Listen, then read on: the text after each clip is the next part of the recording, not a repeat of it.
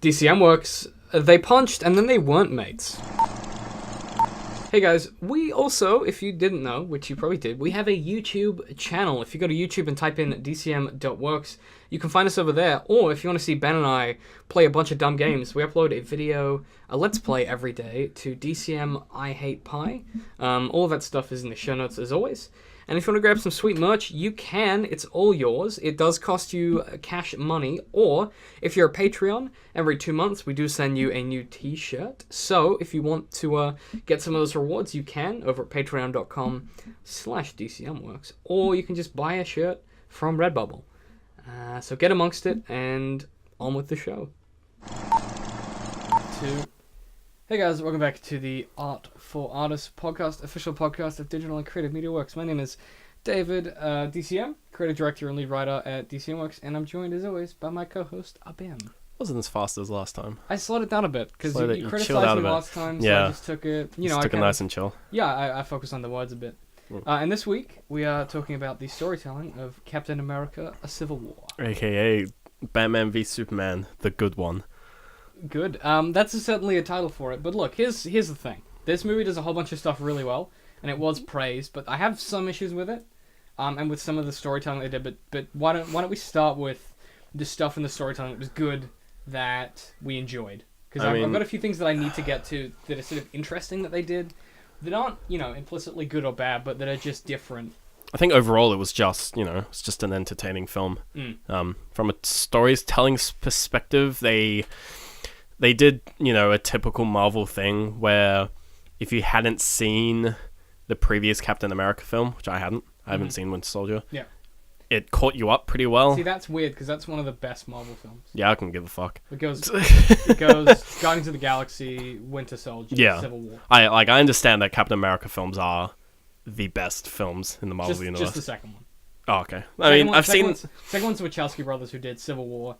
And they just knock it out of the park. Yeah, so I'd seen the original Captain America, so I knew, I knew what the super soldier serum was, and I knew all that, and I knew all the patriotism stuff, and I met old Bucky. Yeah, before he's Winter Soldier.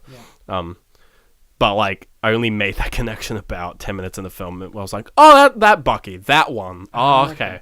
But it still worked. Sure. Yeah. When they introduced, because they super solid. Yeah, because they introduced the movie with a flashback to, Bucky being created. Yeah. And that was also kind of necessary for the story itself with the 5 other Winter Soldiers. I think what's interesting to me is that you haven't seen. You saw arguably the most important Captain America film. Yeah, well, to that storyline. So you've seen Age of Ultron now. Yes. So here's the thing that is weird about. So Winter Soldier. Well, I barely remember it. Yeah, that film's a hot mess. But Winter Soldier is interesting because it's a Captain America film that deals with the relationship between Bucky and Captain America, right? And also the relationship between S.H.I.E.L.D. and Hydra and a whole bunch of other stuff. But in that film, it's feasible and plausible that Captain America and Bucky, Captain America defends Bucky and has he's Captain America's kryptonite. Yeah. But it's getting less and less believable as the films go on because Captain America, who's this guy who has this team and this this set of friends, and him and ScarJo's character have this really they have this friendship. What's her name? What's Scarlett Johansson's character's name? Black Widow. They have this connection, this friendship. Not Scarlet Witch. No, and he's got. Well, I said ScarJo, Scarlett Johansson. Yeah. And he's got Sam as his buddy, who's the Falcon, and he has these friends. But then you got Bucky, who has been out of the picture for ages. After Winter Soldier, they don't really have anything in common, and it's this weird kind of, why does he still care about Bucky to this extent thing? Yeah. But you don't have that because you didn't get Winter Soldier, so you're not oversaturated. Well, I've when Winter Soldier came out, I used Tumblr, so I got enough of it that I needed. Enough GIF posts of fucking Captain America and Bucky just slamming each other in the bedroom. Making out, mate. Yeah, to macking on. Fucking each other. To understand that they liked each other, sure, they're friends. They're friends. But I never saw the movie. See, that's interesting because it still seemed to work. I kind of just assume I'm like, yeah, I guess okay. No, you work it out. It's not complicated. And then they have this relationship. Yeah, they're just friends. You're like, okay, well, they're friends before any of the other stuff happens. Before he went and got frozen. Yeah. So he's like, He's a connection to his the old he's his old friend. Yeah, exactly. And then you've got also the girl, the female love interest for Captain America in this film, Which confused the fuck out of me. Is the granddaughter of Peggy, who is the girl that Captain America dated. Why do they kiss? Do they only kiss just for the joke? No. Or is there actually something? Because that confused me. Oh, in the comics, they have always been together. Like, she's a character that's in the comics that he gets with. It's just like, but it's no, Peggy's granddaughter. Yeah, it's so weird. But it's he's also, like going down the line, it is the lineage. It is it's weird. A bit odd. I don't think it's weird because I've always known that it's going to happen. It's that kind of thing where because I've got the prior knowledge. It is weird, but well, is there anything between them and Winter Soldier? I don't know if she's in Winter Soldier. She's in. I can't. The Marvel movies are fucking haze. Because from a perspective of just the movie, she's in Avengers. They 2. made no sense. She's in Age of. No, she's in Winter Soldier. Yeah, she is in Winter Soldier. She lives next to him. Yeah, she lives next to him. So they do establish that connection earlier on. Well, he asks her out before he knows who she is. Okay, yeah, because I think that's Winter Soldier. Yeah, it is. Yeah, because in Civil War, he just sees her, and he's just like... From my perspective, it was like a weird thing where he just immediately falls in love with her because she looks like Peggy. They live next door for They live next door to each other for 9 months. Okay, so that makes sense. Yeah, and he asks her out before he works out who she is. That's fine. And she turns out to work for S.H.I.E.L.D. or whatever.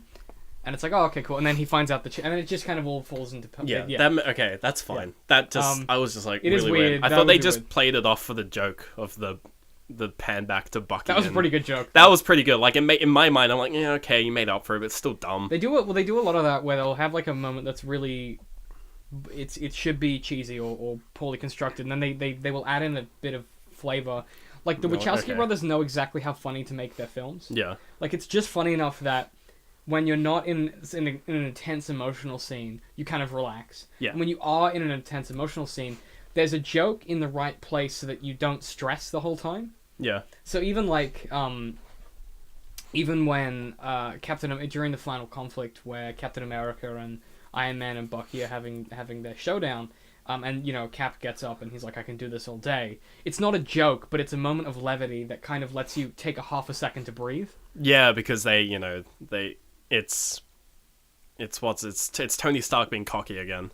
Yeah, and they are beating the shit out of each other. Oh yeah, they're fucking... Like, it goes from... The fight scene at the airport, everyone is pulling their punches. It's really cool and fun, and it's like this exciting fight. But that fight at the end is just... They just go. Like, they go in, and, Captain America is trying to kill them. Yeah. That fight... The fight at the end, and I think we talked about this before this, there's a really sort of...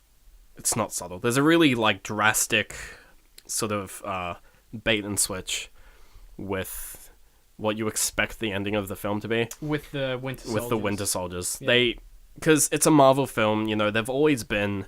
Like, the Marvel formula for a long time, there's only a few movies that break the mold, Civil War being one of them, where it's, it's a bunch of small conflicts leading up to a fairly Deus Ex sort of big bad, where it just sort of he just gets the final form or whatever, in this case the 5 Winter Soldiers, and you're just expecting some other city to get fucking destroyed. Yeah. Obviously they weren't going to do that with this film, because the whole film was about, look how many of these fucking cities you've destroyed, fucking stop doing it. Idiots. Yeah, dumb idiots trying to save the world, how dare you. You're kind of thinking maybe they won't destroy a city in this film, it'd be nice, I'm kind of sick of that.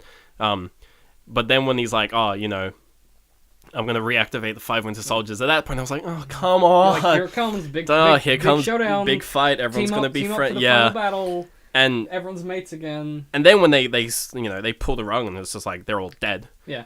And they've all got the bullet holes in their head. And suddenly Baron Zemo plays that clip. Yeah. And then the trailer spoils the ending. Yep. It's one of those things where it's just like, if you hadn't seen the trailer, it would have been much more of just like, oh shit, like this movie isn't going to end with a big fight. Well, it ends with a big fight, but it's not the kind that you expect. Contained in a room, and it's just two guys belting each other. It's not a big fight. It's an important fight. It's an important fight. Yeah, that's the difference. It's more important than any other fight in any other Marvel film, because it's between two characters that you actually care about. In all the other films, bar maybe Loki in Avengers, you don't actually give a fuck about the big bad. Yeah. Because they're just disposable. You don't really care if they die because you don't really like them. But because in Civil War, they've spent, 6-7 movies building up these two characters. And suddenly, everyone loves Iron Man because it started the MCU. Yeah. Everyone loves Captain America because he has the best films. And the American audience is, it's a patriot thing. So seeing them fight, you're like, oh, suddenly God. there are stakes that are super important. It goes from, oh, here's the villain of the week to, oh shit. It goes from, oh no, are my friends gonna make it out alive, and are they gonna beat the big bag, to, oh my God, my friends are punching each other. What the stop? Yeah. Stop, please. Which is, it's why the comic is so good. But I think, one of the predictions that I have for the film is that someone would die. Captain America was going to get killed. I was like, someone's going to die. Because in the comics, it's in the follow. It's not in the Civil War comic, but in the aftermath, in the death of Captain America, he gets killed by Crossbones. Yeah. So we were all convinced. We were like, they're going to kill Cap at the end because they need to. Well, I thought they were going to kill. I thought Iron Man was dead, because it's his last film. Contractually, sure. Yeah. He's gonna keep doing them. He's making so much he money. probably will, but I'm pretty sure there was rumors oh, he's not contracted for it. I mean, there's no more Iron Man films, we know that. Yeah. But then the Avengers films are about him anyway, so yeah, but I reckon they'll probably pull him back. They'll probably just keep him away with Rhodey and doing their thing. Yeah, he'll be in them, just not the main. He'll become like a Stanley thing. Well, because particularly when you get the volume of character, you've got to add Guardians. There's so many characters. Now. When Infinity War happens, it's going to be this mammoth effort to bring everything together. Yeah, I mean they'll pull it off, because they've given themselves time to do it, unlike DC. Yeah. But I think they've been practicing the difference. I think people are really harsh on DC, and it's a terrible film. But the thing is that Marvel have been practicing making these films for 7 years. DC, this is their second. Yeah. Of course it's going to be bad. And it's their second, and it's coming off a film that no one particularly liked anyway. So whereas Marvel behind. came off a film that everyone fucking loved, like Iron Man 1. Everyone loved that film. It's a good film. It's like if you took a third string, Marvel are like they just won the Super Bowl, and the third string quarterback from your high school football team is put in the NFL against them, and they lose, and people are like, oh my God, why did they lose? It's like, they haven't been doing it. They're not professionals. They haven't been doing this for as many years. Yeah. Of course it's not going to be as good. So, when you look at the idea of the storytelling of Civil War being, because it is a Captain America film. It's about Captain America. Yeah. But it's not about him as a person. It's about his impact on the world, because he doesn't change. He's the same character he's always been. Yeah, he doesn't go through, because he wins the fight at the end, I guess, you could argue. He gets away with Bucky, and he doesn't die. And then he makes friends with Black Panther. Yeah, I'm so excited.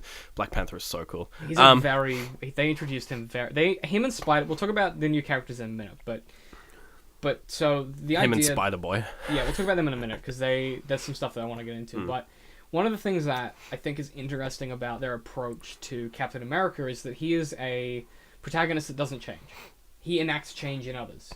Yeah. So he changes Scarlet Witch and Quicksilver in Age of Ultron, which is arguably one of the worst films, but he enacts change in them.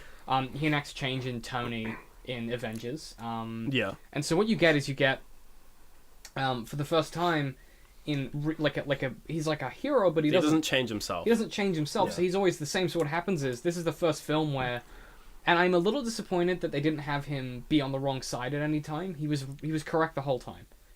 He was like, oh, these Accords are going to do this, this, and that, and sure enough, all that stuff happened. I think the main way they were trying to make him, in my mind, he's on the wrong side of what he started out to be. Captain America he's a U.S. Marine, essentially. Yeah. He was created he's a weapon, essentially, and he was owned by the government when they made him to just win the wars, and he did, fucking killed Nazis, I don't know. But then, now, he's still fighting for what he believes in, which is protecting America and protecting people. Yeah.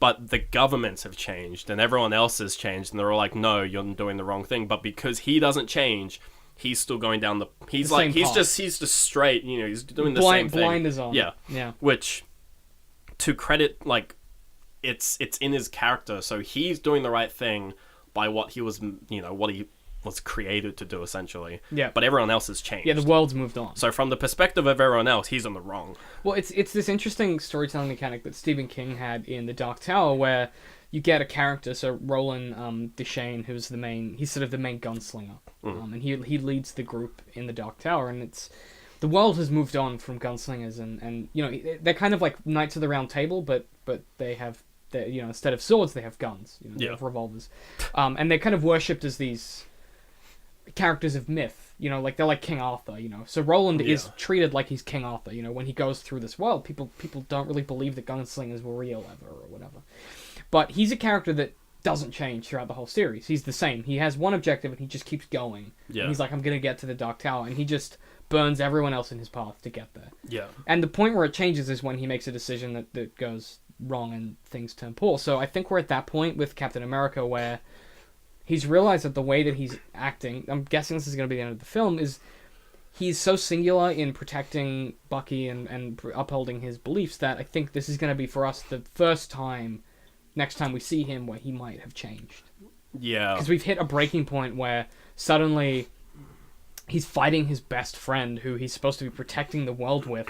Well, he's also, he's changed in the sense that now that he has a team, instead of just protecting the general America or whatever, he's protecting his team more so. Like, that's why he breaks them out of the jail. That's why he does all these things, which are kind of against his mantra. Morals, you know, because they're imprisoned by the government. Yeah, but they're part of his team. Like, they're his comrades. A bit of a Russian term.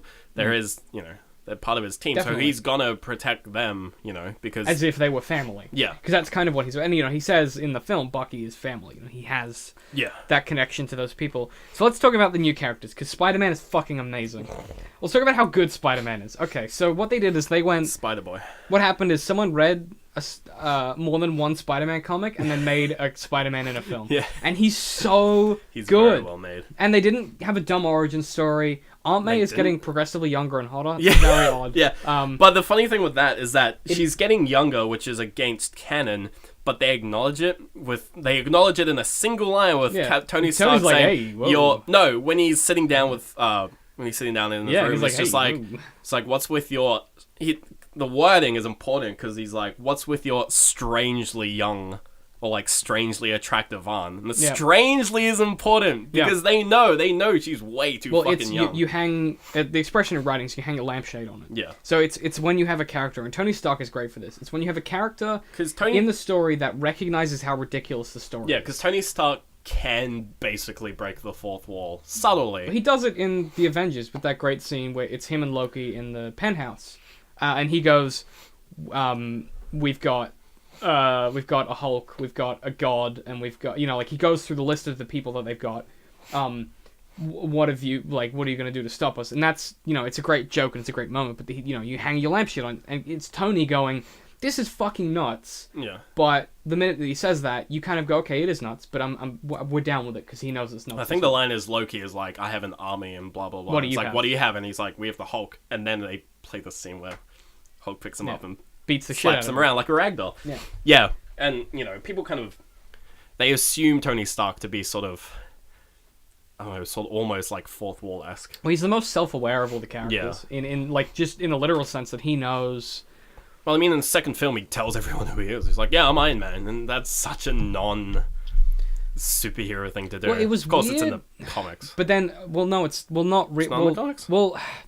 In the comics, people know that Tony Stark is Iron Man, but... He doesn't explicitly... It's not... Not in the same way. It's different. He's not a celebrity in the comics. Oh, okay. You know, well, he's only a celebrity in the second film for about 10 minutes. Well, but he remains a celebrity in the world. People know him. Yeah, yeah. Like when Peter Parker comes home, he's like, that's Tony Stark! Yeah, yeah, yeah. That's Tony in our living room. And Aunt May's like, oh yeah, he's just... I am happy that they retconned both the origin of, what's his name? Tobey Maguire and attractive one. Andrew Garfield Spider-Man, in the sense that, you know, he doesn't have dumb web from his wrists. That's fucking stupid. I hated that. He's actually got the web slinger. Well, he's the amazing Spider-Man. But he also gets kit from Tony Stark. Well, it's very... He gets some kit from Tony Stark. It's very representative of how... What they did is they took the best parts from both of the Spider-Man... they took the best parts from Sam Raimi's and they took the best parts from Andrew Garfield's, and what they did is they found a nice balancing point. So, you know, you get... And then they removed about 8 years. Well, that's important, because Spider-Man is supposed to be in high school. Yeah. And, you know, Spider-Man Homecoming is going to take place during his high school years. Yeah. And some of the most interesting parts of the Spider-Man comics are when you get... It's because the Spider-Man comics, the difference between that and everything else is it asks the question, what if you were just a normal dorky high school kid and you had superpowers? Yeah. How would you function? And that's, the most interesting part of his character isn't when he's an adult and married with Mary Jane and has to balance photography. It's when he's in high school and he's like, how do I ask someone to prom and also fight Dr. Octopus? Yeah. Like, it's fun. It's real dumb. They teased and they flirted with this idea with the Andrew Garfield films, but they never quite got it right. No. Whereas in this one, he uses the webbing and Tony goes, holy shit, that's amazing. Where did that come from? And he goes, I designed it myself. Yeah. That's all you need. You don't need... Thank you. You don't need in the Andrew Garfield one where he designs it and then he over-explains it. Yeah. Because that happened. Then you get a scene where it's like a montage, and then he over-explains how it works. Whereas this, it's like, yeah, it works. Yeah. And how? Because I'm clever. And then, the suit's shit. That's the fun bit. The suit's shit, so we get some kit from Tony. And they explain the eyes, because that makes sense. He's got Spidey senses. They help him narrow his focus. Yeah. People were losing their shit before the film happened, because people were like, that's not how Spider-Man's eyes work. But it makes sense. Yeah. And it explains why he has those dumb black things around his eyes. Yeah. But great introduction to the character. In every scene he was in with any of the other Avengers was so funny because... So good. Especially with Captain America when... Yeah, and he takes America's just like yelling something at him and then he's just like, Tony said you'd say that. And you're like, oh my god. Amazing. And then Tony, you're influencing this child. And then the Star Wars reference. Oh yeah, that was just... amazing. I was so happy about that because because as soon as Ant-Man got big, which again, I fucking love Ant-Man, as soon as he's big and like they had Spider-Man, I was in my mind, I was like, oh, they could just do like the Star Wars thing. And then it ticked over and I'm like, they're gonna... Marvel, Disney owns Star Wars. Oh my god, they're gonna do it. Yeah. I was hoping that... Disappointed they didn't play the sound. Yeah, no, I was waiting for like them to splice in like the Star Wars theme. Yeah. Just like... Even if they just worked in like the chord progressions. Just during, yeah. Just when it was happening, I was like, please do it. That would have made that scene the best in the film. And it's still really funny. Like, I love Black Panther. He's a great addition. We didn't see of much of him, but what we saw was so solid. Because they managed to do what, again, not to bring up bad memories, they managed to do what Batman v Superman tried to do, which is introduce a new character in a single film. And let it sit. Well, because with BVS is that they didn't give any of their characters a reason to be there. Aquaman didn't need to be there. Even Wonder Woman didn't really need to be there. I mean, that's a fundamental storytelling flaw. Characters need motivation to be interesting. And with Black Panther, they gave him motivation immediately. The second scene we see him in, we get T'Challa's motivation of, okay, they killed my father. This Bucky killed my dad. I'm gonna kill him because that's when you kill a Black Panther, you have to seek vengeance. Yeah, that's the rule. So you get motivation the second you meet him. Same with Spider-Man. The first scene he's in, Tony's like, I need you to fight with me. Well, motivation. Yeah, because that's a motivation, because he's a fucking nerd. He's trying to impress Tony Stark, the coolest nerd in the world. Yeah. Even better, and my favorite addition to this film is Ant-Man. Because... he's the comic Paul relief. Rudd's acting in that film is perfect. They roll him out of the van, and he's like, oh my god, Captain America! Wow, you're really... And he touches him, he's like, you've got massive muscles. They call back to this scene in the first Captain America where she, like, touches his chest. The exact same scene. He does the exact same motion where he's like, oh, he's basically the Deadpool. Oh, yeah. And they're like, it's gonna be illegal. And he just is like, what? No, I assumed it was. Yeah, he's like, I assumed it always was. Everything I do is. Yeah. I so good. I haven't seen Ant-Man. I'm probably gonna go back and watch it. It's not good. It's not good. He's better in that. He's better in Civil War than in Ant-Man. Okay. Ant-Man is just really vanilla. Dumb. Oh, okay. It's not bad. It's just boring. Well, I mean, I think he's good as that kind of character. My God, is he good as that character? He is just comic relief. He's entertaining. Like Spider-Man, obviously. Like him and Spider-Man were pretty similar in the whole. They're just weird outsiders, and they get dragged into this thing. They're like, oh my God, fucking Captain America. And that bit where, like, Spider-Man catches Bucky's metal arm punch, and he's like, dude, you have a metal arm? That's so cool! Yeah. It's amazing. And I mean, they're both sort of the same character. They would sort of drawn him. Obviously, Spider-Man, we can get a lot more information out of him, because he's fucking Spider-Man. But similar... So they're going to get a film out of him. But similar... Well, they've got Ant-Man and the Wasp coming up as well. Oh, yeah, true. Which would be good. And I think, Scott Lang as a character is so interesting, because he's a career criminal. Yeah. So he's got like he's like he plays the same role in the team as Spider-Man. He's like the comic relief, but instead of being a kid who's not done anything, he's like the guy that's done everything. Yeah. So when he's in prison, Scott's chill as fuck. Everyone else, yeah, he's really used to like because in the comics, He's Scott dealing with it, yeah. Scott traditionally has like done everything. Like he's robbed banks, he's robbed it. He's done all of the things you can imagine. So comparing, like putting him and Spider-Man in the same roles is really interesting because Spider-Man is like, oh my god, that's so cool. You got a medal. Like and he's like, oh my god, Captain America shield, how cool. Whereas Ant-Man's just funny. Whereas Ant-Man's like, hey, you're the celebrity dude. And Ant-Man knows what he's doing. Like he's able to, when he jumps into Iron Man's suit. That's such a cool sequence too, because it doesn't. One of the biggest problems with Avengers 2 is that a lot of the action sequences are just inconsequential. It's like people punching robots and cars getting thrown, and none of it really matters. Whereas that in the suit, the stakes are obvious. Yeah. Tony has one suit that he's wearing. Yeah. He's only built two. We know he's only built two because he had to build one at the start of the film. Yeah. Because he gave them up, and because he destroyed them. Because he destroyed them, and even the fact that, well, no, because he has them again in Avengers 2. He destroys them in between Avengers 2 and Civil War. Oh, okay. Again. Because Pepper and him get divorced, so that's the reason he destroys them. Yeah. That also great that they didn't have the breakup scene in the film. They just let us know. Well, they used in the when they introduced Iron Man at the conference. Yeah. Yeah.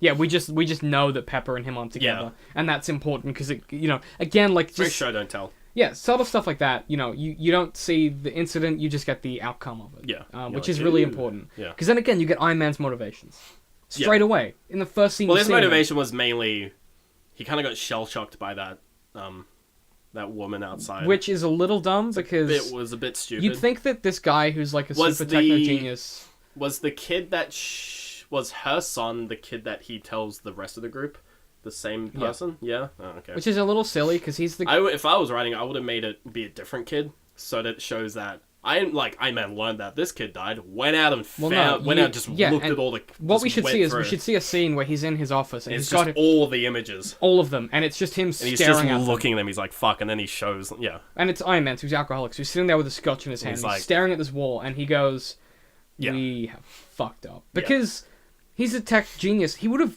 Googled these figures before. He should know how many people. He tracks in a heartbeat Captain America's fighting style to develop a counter mechanism. He knows how many people died in each incident. Guaranteed.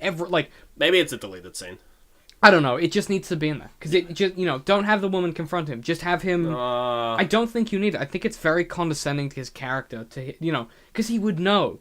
Pepper's just broken up with him. That's the only motivation you need for him to reflect. I mean, he would know, but that could have easily been just, like the straw that broke the back. Well, that's what the breakup should have been. You didn't need like the other thing. Yeah, that's fair. Because it just kind of feels like then it's the same thing that happened in the first Avengers where Coulson dies. Maybe they just wanted to make the workplace health and safety joke. Maybe, where I don't know. He thinks she's grabbing a gun, and he's like, nope, workplace health and I safety. don't know. Pulling guns out, thanks. I don't know. It's the same motivation that they use for Iron Man in the first film in Avengers, which is Coulson's dead. It's the same thing. It's the same scene. Almost. Also, I'm like another thing.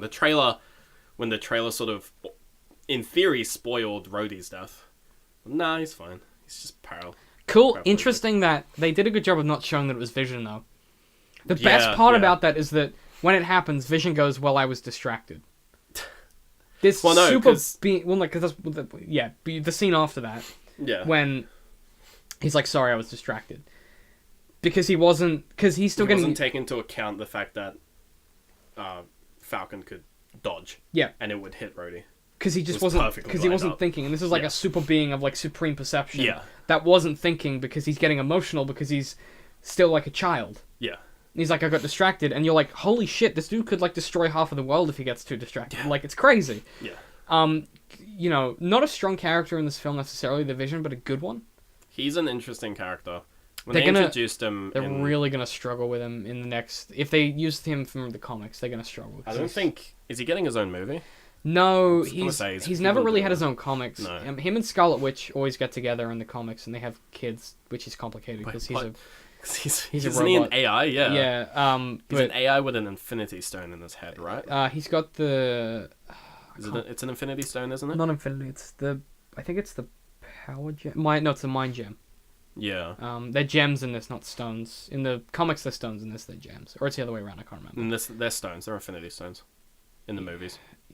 Yeah, no, it's gem, because the Weekly Planet's catchphrase is grab that gem. So it has to be gem. Alright. I could be wrong. I could be completely incorrect. Who cares? But yeah, like, Semantics. he's an interesting character to deal with, because he's kind of the only one of them that doesn't know the world. Yeah, he's very, he's similar to Thor. Well, he kind of occupies Thor's role in this film. Where he's super powerful. He's a big heavy he could hitter who's destroy ignorant of everything. Yeah, but he's kind of just like, he doesn't really care. He just does things based on his own morals. It's like because he doesn't really have any friends. He's just like sort of fighting for. He's like the combination of Thor and Hulk in this film. Well, he's just a Thor without any of the personality. I think they did a good job of establishing the relationship between him and Scarlet Witch. I think that was interesting. Yeah, that was good. Because him and Wanda, like, they definitely have like a weird chemistry, and then you get, even the fact that he wears like weird speakeasy 1950s sweaters and business clothes because he doesn't know the world at all. Like, that's really fun. I thought that was really cool. And then you get that he takes Rhodey out, and then the only problem with Rhodey being paralyzed is that we've seen Tony Stark has the extremist technology, so we know he can let him walk again. Why is he forcing him to do rehab? It's weird. Like, we know that we've seen Tony with the extremist technology to repair limbs and shit. Why isn't that? Like, I don't know. Like, maybe Rhodey doesn't want to. I don't know. Maybe. I don't know. Weird. But then hopefully that means that I like that scene because then it showed like a. But there were consequences. It kind of showed like that they had built just like a pop-up sort of rehab corner in his house. It's kind of just like funny. Yeah, it's just in the basement of like the Avengers. Yeah, it's just like he's just like guess it's rehab now. Yeah, it's like, guess it's rehab. Yeah, because I guess Tony can do that. Yeah, and there's just like a whole bunch of things in the corner on racks like rehab. I mean, stuff, like if we don't, or whatever, it's just like it's kind of nice. If we don't, he definitely cares about him. Yeah, it's interesting. Their relationship was in this film was really good. And then we had Tony Stank. Yeah, that was great. That was really that was fantastic. Cameo. Fucking awesome. I guess the reason it works so well is that every time we meet a character, we know their motivation straight away. Yeah, there's not straight away, but they don't. No, but in the sense that you don't spend like an hour with them before you know what they're about. Yeah, in the same sort of act or scene that they introduce them, they give you a motivation. Yeah. So you know what they're about. You never are like, oh, why is he suddenly there? You're never like, oh, why is Hawkeye back or whatever. know, because you're like, oh, well, because he's supporting his buddy and he's bored of his family. You know, when you meet him, you're like, okay, that's so the line between Black Widow and Hawkeye was funny. That was great. We still friends? Depends how hard you hit. It's great. It's really good. And that it's such a solidly built film, considering how big the cast is that they have to get into it. You know? And the fact they introduced 2 new Avengers as well is crazy, but it works because they understand, the Wachowski brothers deeply understand that when you meet a character, you need to know what they're about very quickly, right away, or you stop caring about them. If we didn't know why Spider-Man wanted to be in the fight, we just wouldn't really care why he's there. You need to know when to introduce them as well. Because I feel like they were introduced in just the perfect times. They weren't just like... It wasn't both of them at the start, or both of them at a single time, or both of them within 30 seconds of each other, Batman v Superman. They were when they needed to happen. And they were when it felt natural for something new to be like a new element, a new complication. It wasn't just, here's a new character, it was, here's a new complication that the story now has to grapple with. And suddenly... And it involves this new character. Yeah, and Tony drags in a kid. Like, that in itself... Like, it says tons about him as a person at this point in the story. He drags in a kid into this fight between him and his pals, but also he gives the kid an opportunity to become more, like it's this weird double-edged, like, good and bad thing to do. Yeah. And you suddenly are like, oh, Tony kind of is changing. Well, it's almost like Tony, if it's kind of similar to, it's like Tony giving this kid an internship because he sees potential. Basically, yeah. It's just the internship is with the Avengers. And it's great that, because it's kind of that idea of it's Tony kind of still stepping back even more. Yeah. He's like, I'm going to mentor you instead of doing... it's like I'm passing the torch. Which is fucking great. It's good, because we need that. It's been a lot of Iron Man. Kind of want something else now. Yeah, and, I don't think Robert Downey Jr. is going anywhere, but I think... He's definitely going to take a backseat for a bit. And, something like Spider-Man is going to be great if we get... I mean, apparently he's in Spider-Man a lot, Tony Stark. Which is great because the relationship they have is fun. Yeah, it's interesting. It's really funny. Tony's like, Tony is gonna take his aunt out on a date, and it's gonna be real weird. It's gonna be so weird and awkward. He's gonna for find everyone. out that she's like a complete fucking nut. She's gonna be crazy, and really he's gonna be weird. like, "I've made a mistake." Be like, and the next time him and Tony he's gonna be catch checking up, his phone, and like Spider-Man's gonna be in trouble, and he's gonna be like, "I need to get out of here." Go. This is It's gonna be fun. Like it's fun. Like that is the biggest thing the story does. Is it's fun and we know the stakes. It's not. Yeah. We never are like, oh, they've killed 200 paper robots. What's 10 more? It's like, this is people we know and care about. There's genuine tension. There's genuine stakes, and it's enjoyable. Batman v Superman is dreary. It's hard to stomach. Long. We don't care about anyone. No one is likable. Whereas this is just it's the opposite, you know. Yeah. And I think it's a great example of when you put a directing team in charge of a film that they know what to do with.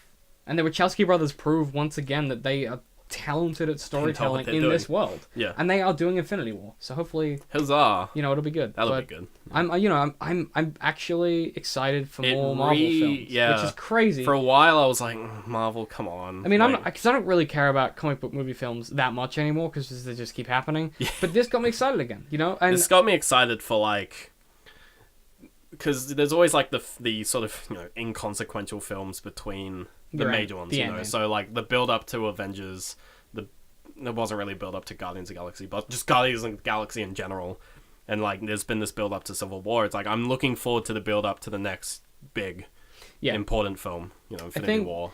They might face a challenge in getting us to the stakes of Infinity War because they've got a Guardians of the Galaxy in between. I know, but it's hard. That's actually no, you're right. They will use Guardians Volume 2, which I'm very excited for because Guardians 1 was great. And James Gunn is so talented. So good. So I think if they can get the stakes high enough, because Infinity War is crazy, batshit insane. Oh yeah, that's going to be the kind of film where it's like. Well, that's why they bring Captain America back from the dead. Like it's a crazy. I think for that movie they will probably be like, you know what? Let's not hold any bars. Let's make a film that like you have to really, have seen some of the previous films to get the most out of it. They definitely will. I don't think they'll do the same thing that, what they did with Civil War, where they kind of eased in a bit with some of the characters that you may have missed. But it was less than last time. Yeah, it was less than last time. It's less and less. It's starting to get to the point where you need to have seen. They're hopping off, the fact that this is pop culture now. Yeah. So they're able to go, we assume you know who Iron Man is. We assume you know... Even to the point where we assume you know who Spider-Man is. Yeah. We're not going to be like, he's No, they did that with this film. They're like, as soon as we say the name Peter Parker, we're going to assume you know who we're talking about. It's Spider-Man. It's Spider-Man. And you know his uncle is dead. You just know. Yeah. Because you should. Because it's, And you know that it's weird for Aunt May to be hot. Yeah, and Infinity War is such a complex comic. They're doing the film in 2 parts. But I think if anyone can do it, it's the Wachowski brothers.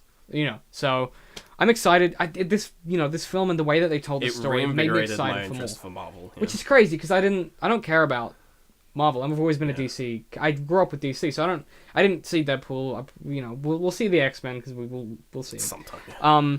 But like I don't care about my favorite X-Men film is First Class. It's great, but I don't really care about Marvel in general. I just think it's a fun time. But this, I was like, this is just a good it's not just a good Marvel film. It's just a good film. Yeah, and that's one of the things that is really hard to do. Guardians wasn't just a good Marvel film. It was just a good sci-fi film. It was just a good space opera. And if they can keep doing this, I mean, it's just fun. I'm excited for more. The series of movies is going to be an interesting, when they eventually stop, which... Well, they'll just reboot. They'll never stop. Yeah, but it'll be the kind of thing where it's like, given 30 years... We're gonna look back and be like, pretty good. Yeah, pretty good. It's pretty good. Yeah, it's gonna be, it's hard to say that about a lot of stuff. It is actually the Star Wars of our generation. For sure. Like, more so than Harry Potter. Harry Potter was like, that's technically our generation. I guess that's for kids now. But like, for us, when, we're 20 and whatever, Guardians is our, people who went back and saw Star Wars when they were 20, who would have been like, 40 now. Like, Marvel is our... The MCU is like our equivalent of that. Mm-hmm. We had those films as kids. But that and Lord of the Rings. Yeah, but Lord of the Rings is done. And it did have a shitty prequel, so I can see what I mean. Yeah, like it... There's been a lot of sort of our Star Wars. But I think MCU is going to be a long... MCU just draws so many different people. Well, they know what they're doing. And, they keep finding success when they shouldn't, you know, yeah. in ideas that For shouldn't, all intents and purposes, ideas that they shouldn't should work, not be happening. and they keep getting it right. So I mean, hopefully it doesn't suck going forward, and I'm excited. This film made me excited for more, and that's really what a good story should do. You know, when you read a good book or you watch a good TV show, you want the next season. Because you had fun and you enjoyed it, and that's what this film did. Yeah. So, I mean, if you haven't seen it, go see it. I guess if you've listened to this, seen it. Then you've heard all what happened. Oh yeah, spoiler alert. But well, whatever. Go see it. It's fun. We really love it, and like, yeah, it's just such an interesting way to tell a very complex story. Yeah. Yeah. And I guess if you guys want to help support everything we do, you can head to our Patreon, which is patreon.com/DCMworks. If you have any questions, all that stuff is in the show notes. If you want to tweet at us, #AFApod, or you can just go directly at us, which is at DCM_works. Yeah. You can find us on YouTube, Twitter, we've got a whole bunch of stuff. Do all the good stuff. Reddit, Tumblr. Facebook, Tumblr, whatever. Go find us, hit us up. Yep. And let us know what you thought of Civil War. And we will see you guys next week. Because those three things are there, it's like, it's exceptionally good. I could do it in a heartbeat and make millions, but it would feel like just gouging my soul out. Yeah. Jurassic Park's a little more like DDR. If Shrek is a fairy tale creature, can he actually own land and want to kick them off? Where did that come from? You have to make a lot of shit up to make good art. Yeah. That's just the truth of it.